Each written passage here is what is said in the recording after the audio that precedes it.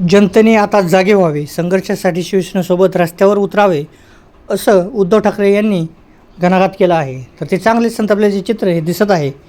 तर नमस्कार, तुम्ही पाहतात मराठी भूमी. महाराष्ट्राच्या राजकारणात सध्या संघर्षाची ठिणगी पडली आहे.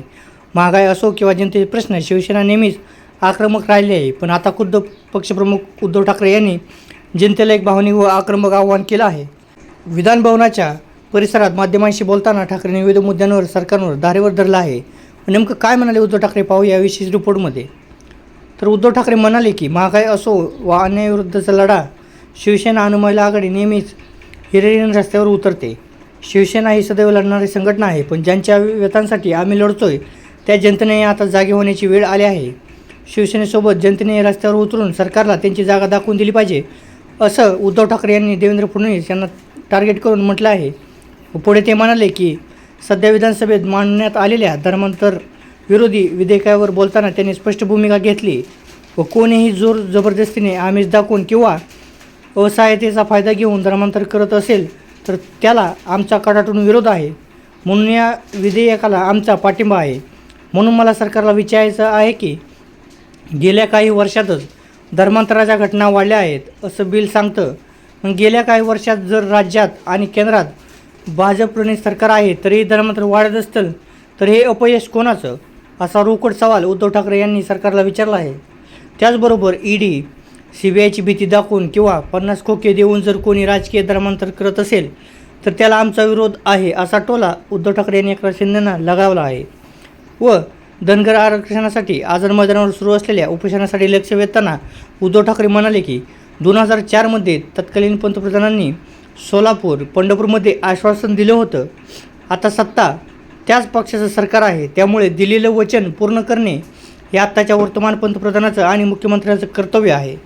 व पुढे ते म्हणाले की महाराष्ट्राच्या इतिहासात पहिल्यांदाच दोन्ही सभागृहात विरोधी पक्षनेता नाही, यावर त्यांनी संताप व्यक्त केला आहे. व सरकार नेमकं कशाला डरतंय असा थेट सवाल त्यांनी विचारला. व आम्ही वारंवार विनंती करूनही सरकार हा अधिकार द्यायला टाळाटाळ करत आहे. हा काय एकतर्फी प्रयोग सुरू आहे का, अशी विचारणा त्यांनी विधानसभेत अध्यक्षांना केली. उद्धव ठाकरे पुढे म्हणाले की बेळगावमध्ये क्रिकेट मॅचच्या जल्लोषात महाराष्ट्रात गीत वाजवल्यामुळे मराठी तरुणांवर गुन्हे दाखल झाले आहेत. यावर बोलताना ठाकरे आक्रमक झाले. मराठी माणसांवर भाषेची सक्ती करणं अयोग्य आहे. ज्याप्रमाणे आम्ही इकडे सक्तीला विरोध करतो तसाही तिथेही करू. व केंद्र सरकारने या प्रकरणी निपक्षपाती भूमिका घ्यावी आणि महाराष्ट्राच्या मुख्यमंत्र्यांनी तातडीने हस्तक्षेप करून तिथल्या मराठी माणसाला न्याय मिळवून द्यावा, अशी मागणी उद्धव ठाकरे यांनी केली आहे. तर मित्रांनो, उद्धव ठाकरे यांच्या या भाषणातून एक गोष्ट स्पष्ट झाली आहे की आगामी काळात शिवसेना केवळ सभागृहातच नाही तर रस्त्यावरही मोठी आंदोलन करण्याच्या तयारीत आहेत. धर्मांतर, सीमावाद आणि गॅसच्या या नवीन मुद्द्यांवर आणि आरक्षणावर त्यांनी सरकारची कोंडी करण्याचा प्रयत्न केला आहे. तर मित्रांनो, तुम्हाला काय वाटतं? उद्धव ठाकरेंनी उपस्थित केलेले प्रश्न रास्त आहेत का?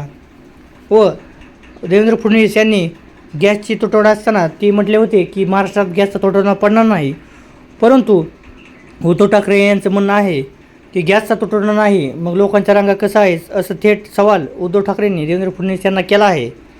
व उद्धव ठाकरेंनी उपस्थित केलेले प्रश्न हे त्यांनी मांडले आहेत व जनतेच्या आंदोलनात उतरलं पाहिजे. तुमचं मत कमेंटमध्ये नक्की कळवा. व अशाच महत्त्वाच्या राजकीय घडामोडीसाठी पाहत राहा मराठी भूमी. सबस्क्राईब करायला विसरू नका. जय हिंद, जय महाराष्ट्र.